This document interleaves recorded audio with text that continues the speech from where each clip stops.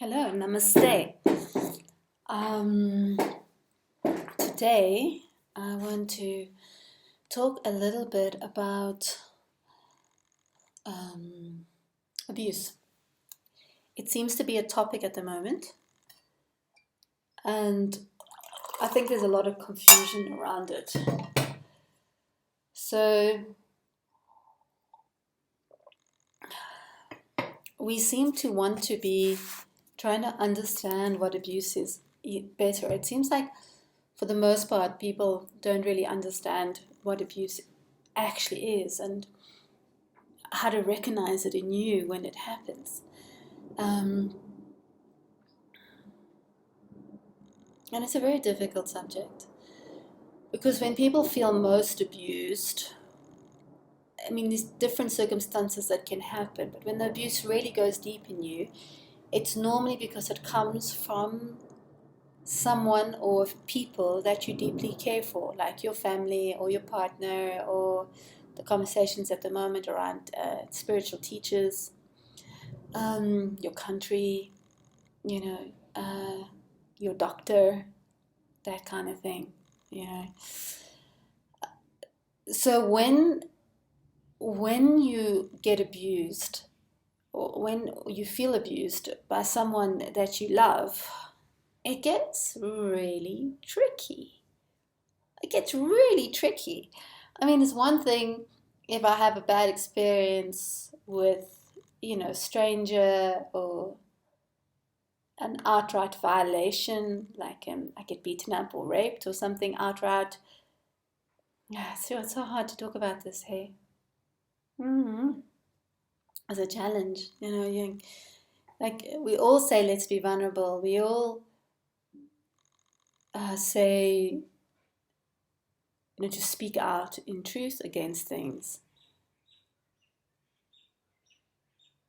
But none of us really want to look like a victim. Like, victim isn't really a high point on this planet. Mm, yeah, not really. Yeah, I probably lost you already. So maybe we should just interact a little. Why don't you get yourself like a pen and paper, or open your notebook on your computer, or whatever it is. Let's like ask some questions. Okay. Okay, firstly, what is abuse? Write down the answer. Let's see what you think abuse is. What is abuse? Have a look.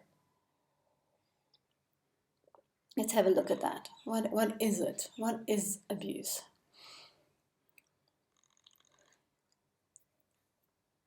So the dictionary meaning of abuse, or the the word is Latin.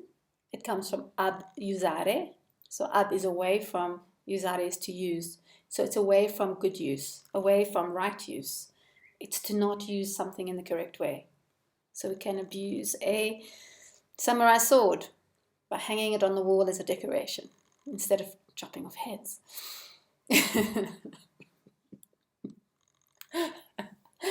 Okay. So we can abuse something, we can use it in the incorrect way. So how do you get used in the incorrect way? So, for example, sexual abuse. When somebody abuses someone sexually, it normally means they use them in the incorrect way because they don't have permission to use them in that way, or it's in an immoral way, like sex with a child. The child is not there for an adult sexual pleasure, so it's an incorrect use of a being, of a person or an animal. It can also mean to lose, to waste a thing, to lose something, to waste something. It comes from that, where you lose a thing. Often it's referred to sexuality. When we speak of abuse, often people are speaking of sexuality. Originally, abuse was used a lot in terms of insulting someone. So if I insult you directly, tell you some terrible thing, that you are this or that, I'm insulting your person, that was considered abuse.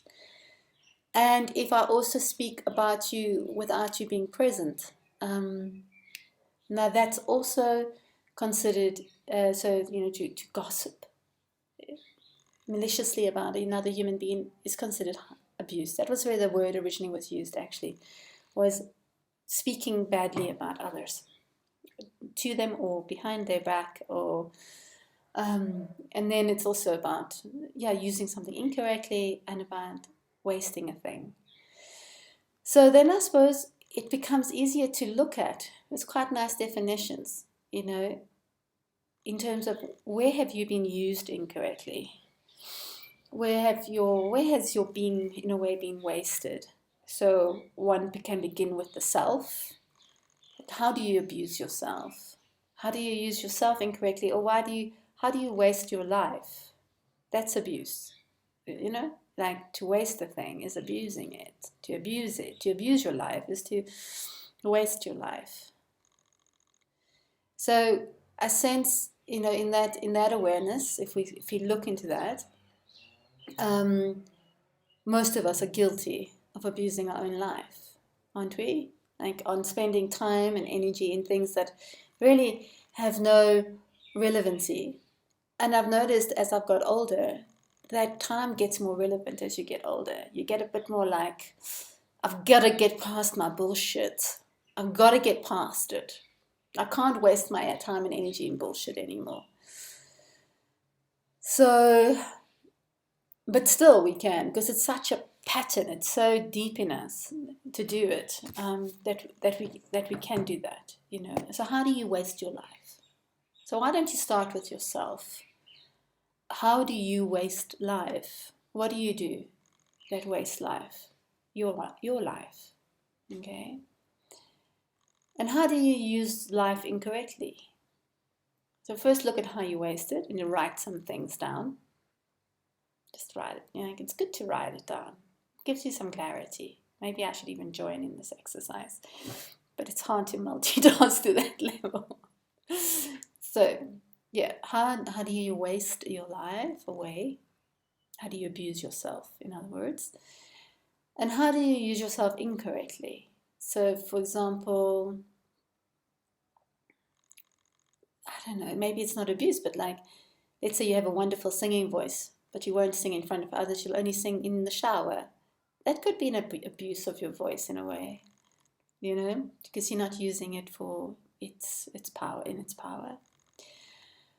Or, like whatever, you have some gift or skill you just don't use because you're afraid of it, or you're afraid it isn't so good.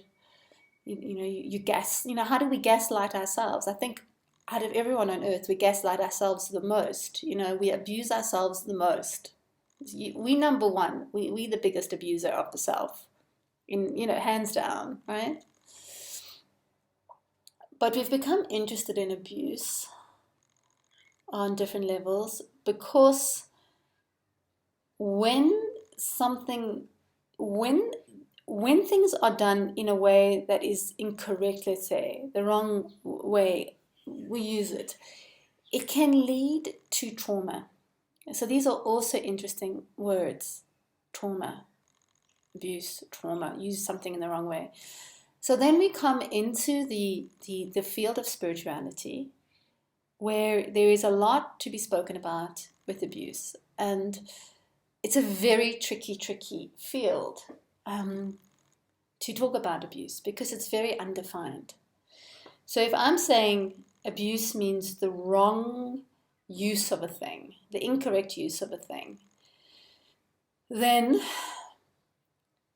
it means I go to a spiritual teacher with some hope of gaining access to the spiritual world more, to energy world, to spirit world, to the spiritual dimension of my being. That's why we go to a spiritual teacher, because we want to access the spirit dimension of our being, right? Isn't it? That's what else? Why would you go otherwise?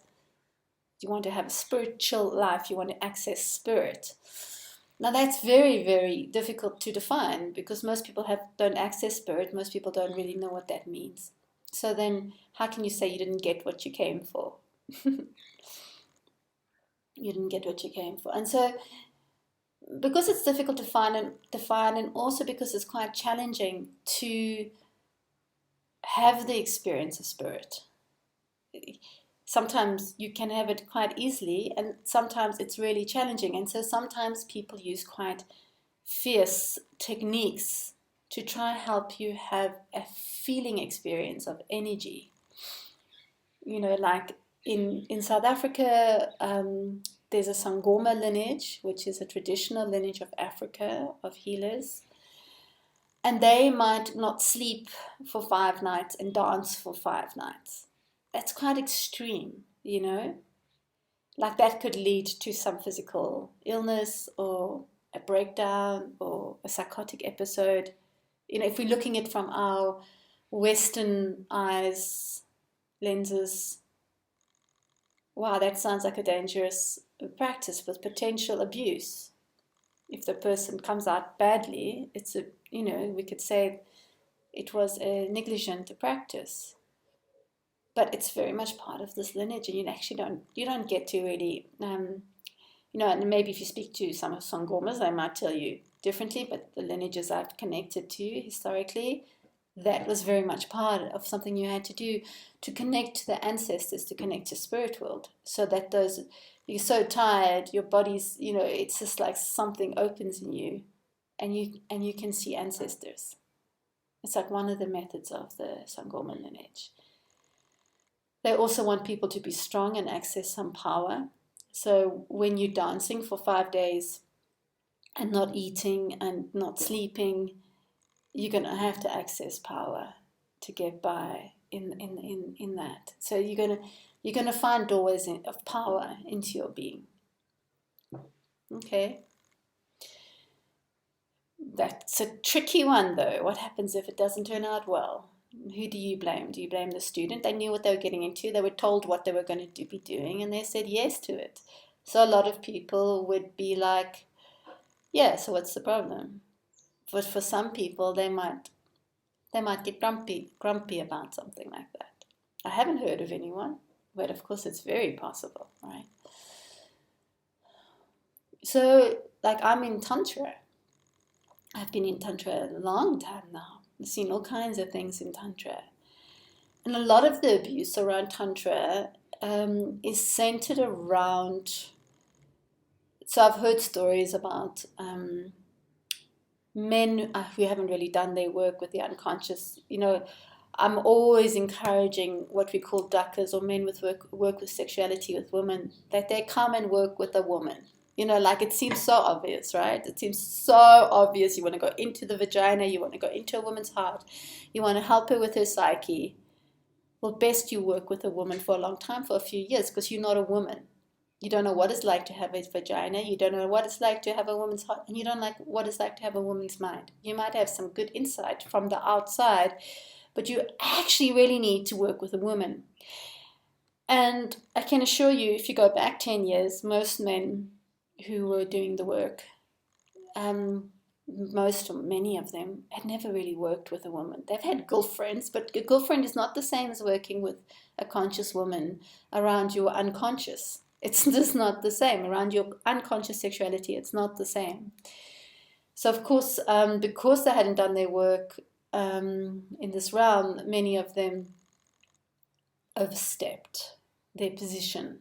Having sex with women in the middle of a session without even asking her has happened, and that kind of thing.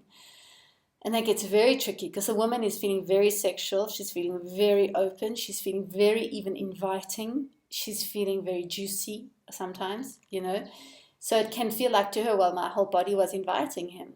It's like, then it becomes like a date night where, wow, I'm really open and ready for sex. But that's not what she came for. She didn't come to have sex necessarily. Maybe she did. So there's like a whole area of confusion where we start to see that the unconscious of the man isn't, even if her body, even if she's even asking for sex, perhaps he needs to take her a few steps down the arousal ladder, because the arousal ladder is a very strong chemistry, where she can pause for a moment and go, do I want this man to enter my body, I mean, I would feel that's a responsible thing to do as a male practitioner. As a woman, I worked many years, many years with a man about doing tantric work as a personal mentor. Every time I did a session, I downloaded with him every time, every single one for years, And still, I come up against challenges in the moment where I'm like, okay, whoa, what do I do now? Like, you meet those challenges in sexuality. You're working on the edge of the edge of the edge of evolution in sexuality.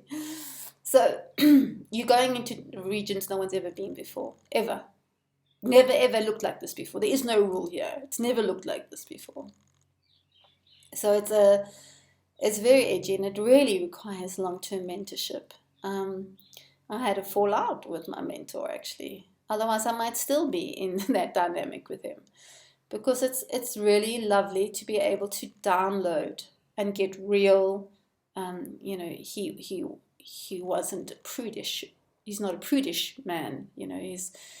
He doesn't have any judgment around any circumstance, or practically most circumstances that could appear. So he's marvelous for that kind of mentorship, because you're not going to meet a modern earth mind that is very kind of small and contracted in its beliefs around what's possible in the sexual realm and what should be allowed or not. He's not in that, he's not there. He's in another seeing. So he was great as a mentor, but I had a major fallout with him for personal reasons. So then I had to come back to myself. But that was after probably like maybe 7 years of mentorship, where when I connect with a lot of men in this tantric field, they are not really, have maybe no mentorship. Maybe they did some workshop on yoni massage, So that leaves all kinds of possibilities where you become subject to his unconscious mind. And so that happens quite a lot, I think, And then there's different flavors of abuse that happen. So there's a teacher on Facebook who's getting really involved in this conversation. And I was having a conversation with her because of some of my experiences. And what was really interesting for me was that she really loves an ancient figure called Inanna. Now, Inanna was queen of Mesopotamia, I think it was, and also like a mythical figure, like a goddess energy. She was seen as the queen of the sky gods, And I've heard the story first back, I don't know, 2012 or something, about the descent of Inanna into the underworld. And then subsequently, other people have got into the story more, so it's become more popular. And what's interesting about the story is if you take it literally, if you really look at that story, it's filled with very abusive characters, including Inanna herself, is an extremely abusive character in the story.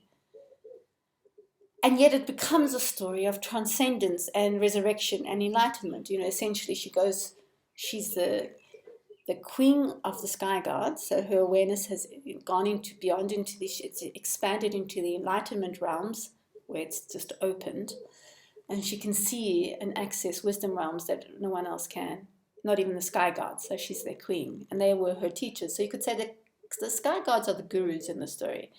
For me, they represent the archetypical nature of the guru, and they're like the gurus, or the guru realm of Inanna.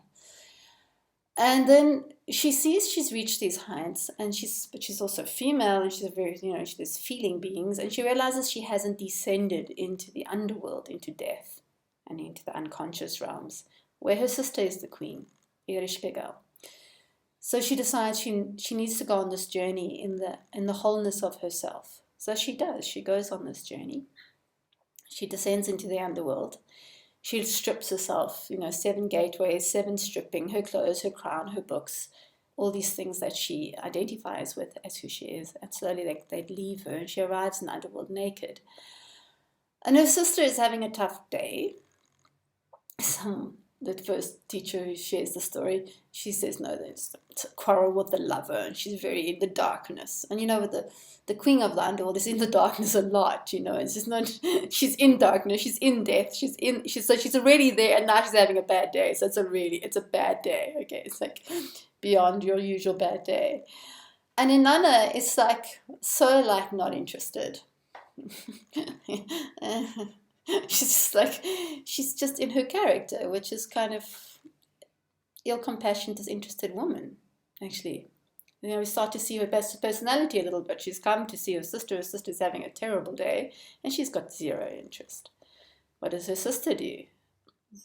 And kills her. Her sister kills her, puts her on a meat hook to rot. Yeah, like a slightly dysfunctional family. Can you see the picture? Sister's kind of homicidal. Other sister knows and just doesn't give a shit about her sister. Okay, so it's like a nice, happy sister story, right? All right. Okay, but that's not told like this, by the way. My little added commentary of astonishment. So, all right. Then, luckily, Inanna, probably having had a few other experiences like this before, has left her faithful handmaiden waiting for her, saying, if I don't appear, please send for help. Because she knows where she's going to visit her sister. Dysfunctional family, like huge dysfunctional family stuff, right? In the underworld, in death. Chances are things are going to go badly. So she's now rotting on the meat hooks. It was a nice psychopathic story.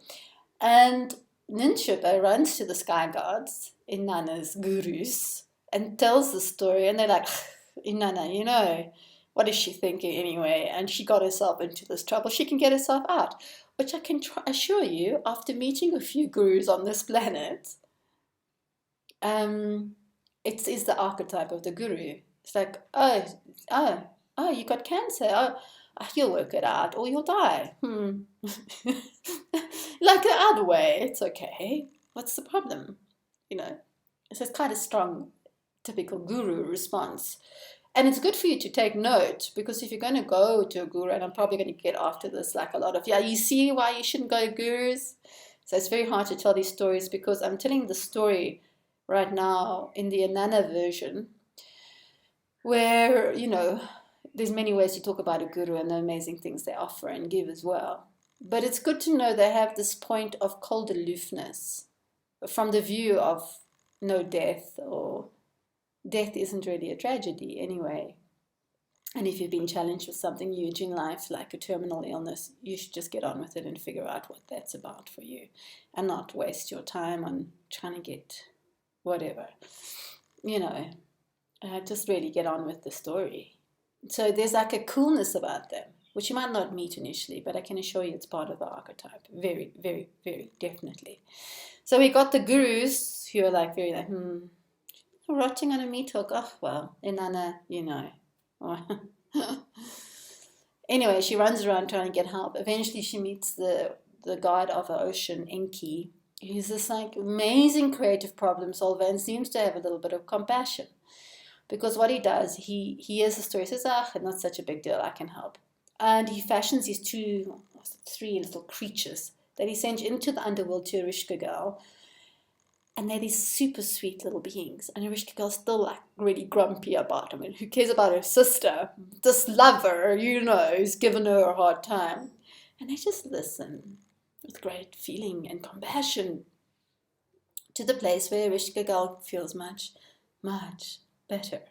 So we have a few compassionate beings appearing. Ninshuba, Enki, and we don't really know how compassionate he is. Maybe he just likes solving problems. We don't really know what his heart's about. But he's the water god, water, feeling, emotion. So he has some knowing about feelings and how to be with them and what they need. And anyway, Erishka girl actually feels gratitude, which is phenomenal for, someone who's just killed her sister.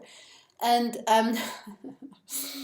and she says to these guys, what do you want? What can I give you? And I said, well, we really want Inanna back, actually. And she's like, okay. Oh, it's about that. Fine. All right, deal's a deal. And you have really helped me, and I am grateful. So yeah, take her. You can have her. So Inanna is given back to the world. She resurrects, you can say. The early Christ story, in a way. And as she resurrects, part of the deal is, well, you get to leave the underworld, so you have to send someone here. In other words, she has to really kill someone, right? She has to send them to their death. And you know what? This lovely woman, Inanna, she actually considers Ninshuba, her handmaiden, who goes and saves her life. She goes, maybe Ninshuba. And she's like, oh, okay, she did save my life. And, like on the side of the story, you're sitting there as, he has the compassionate, heartfelt, serving woman who will go to the ends of the earth for you. And she considers killing her, right? So she's really interesting. Now, again, I'm going to remind you that this story is told in high awareness of this amazing Inanna being, the original Christ figure who descends into the underworld, resurrects. And she's really not such a nice woman.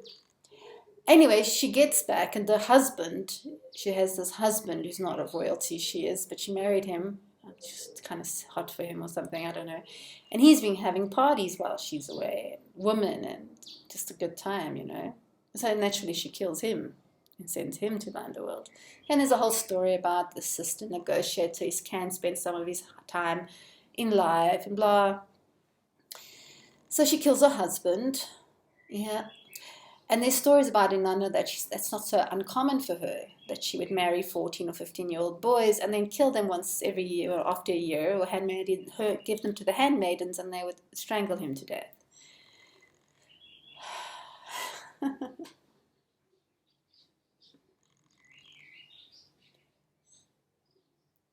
It's a funny story, isn't it? What am I trying to demonstrate to you? That abuse these days isn't what it used to be. But that the woman, and even myself telling the story, until now, I have not told it from the point of view of abuse. Like we haven't told the story from the point of view of abuse.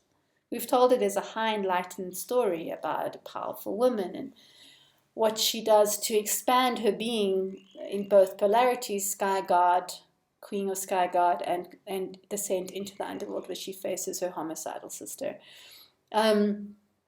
Naturally, her sister, being the queen of the underworld, might have some homicidal tendencies. But we don't hear how the sky gods are so cold and aloof to the suffering of her. We don't hear how she even considers the most faithful of all people in her life as someone to kill in her place. We don't see how for her it's not a problem to kill her husband. We don't see this as a very abusive character in the history of spirituality. No one sees it like this. So we have this kind of, I'm telling it like this, but if you had to listen to the other teachers who've told the story, you wouldn't probably, you're going to hear it how they're going to tell it to you. So if I tell you my story of abuse, you're going to hear it how I'm going to tell it to you.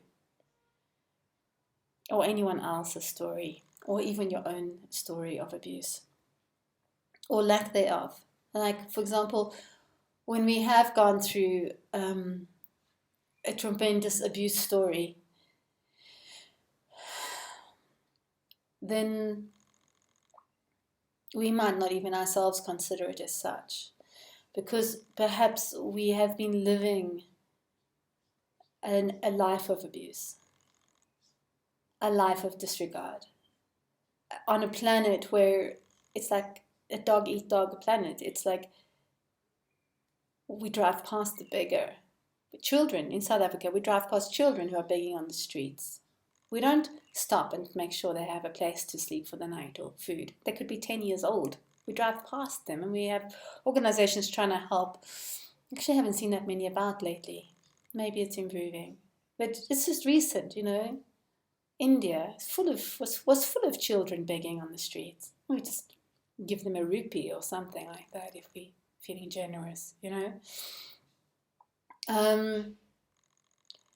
We use things all the time on the planet that destroy the planet and destroy people's lives. Our cell phones are made from metals that are mined in Africa and Congo by children, by slaves, by children who are slaves. So just by having a phone, we have, but no, basically we own children that are slaves. To have a phone, you have a child slave. You know, we live on a planet that actually is inherently abusive. So to start to define when does abuse begin and end is quite challenging. It's quite a challenging thing. And then I get pinged and it says, yeah, maybe I'm still avoiding the subject. Maybe I'm still avoiding the subject that's appearing right now in form, which is a personal story of mine, where I did experience really bad treatment in my school. And still love the school, and still love it because of what I received, the gifts I got, which can't be denied just because I had a bad experience. Yeah. So, maybe I am. But it's not easy to talk about your family, your spiritual family, your friends from an abuse narrative. It's not easy to do it. Not to do it from those people you truly have loved. You know, if you've been a person of heart and you've really loved someone, that love doesn't just end. I was watching The Tinder Swindler, and these women are telling stories of meeting this guy Simon, who turns out to be a total con artist, giving him ultimately so much money, or loaning. They thought they were loaning it to him, never get the money back. And what's so interesting about them is they were like wanting to marry him and spend their life with him. But when they found out that he was lying to them about money and so forth and other women, there was no love. They felt nothing. They were just so happy to get him back. And we all understand that, of course. But what we also understand is that there was no love there. They loved the idea that they were dating a billionaire, they were going to marry and have this exciting fly around the world in jets life. When they found out that wasn't true, there was no actual love for this man. Just celebration that they got him. Yeah. When there is real love, when you are a person that actually loves, and someone does are really harsh, when there's some cruelty comes in your relations, real cruelty arises, that maybe you tolerate for a while or for too long because your heart is such that you can't just turn the love off once your love is flowing towards another. It becomes very, very, very, very difficult to talk about the abuse narrative then. Very, very difficult to do it. Very difficult. And so people don't. They don't tell you about what their dad did or their brother, or they don't talk about, what their lover actually did. It's like they were betrayed, but they can't be the betrayer. It leaks out here and there to a friend, they talk about it, but to do a public fool is very, very difficult. There was something else, and now I'm forgotten what I was going to say. Yeah. Trauma. So when you've really opened your heart on this planet, and you opened it to someone or a group of people for some time, and they betrayed that love by misusing it, it leads to this trauma of not wanting to love again. That's a trauma. because we are, you know, not maybe not everyone, eh? But I'm a being of love, and if I can't love, it it feels like I must die. Actually, it's like for me to be cut off from love is a death sentence. And for your body to be cut off from love is a physical death sentence. You become very ill when your love stops flowing from the heart. The heart is the emperor of all the organs. And the love, I mean, it does all kinds of amazing things, but it also brings love into the body. And if we don't get that love in the body, we can lead to deep physical illness. And then the trauma of like, wow. And then when you do reach, your reach is so clumsy because it expects abuse, it expects betrayal. It just can't trust because it trusted so much before and was so betrayed. And it just doesn't know how to reach and trust again. So every time you land up like anchoring that wound because people will prove to you again and again they're not trustable because you reach, you don't trust, and they're like, ah, I don't really want to like relate to her. They feel the distrust and they react to it. So it becomes very difficult to escape the trauma cycle of now I'm going to contract and freeze and distrust. Because every time you try to reach, you reach from that place. And it will take a very compassionate, well educated, intelligent, emotionally intelligent human being to realize they're reaching from a place of deep pain and trauma.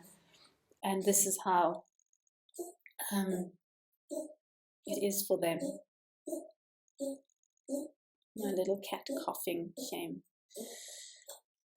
So I'm going to pause there and then let's see what else would like to come.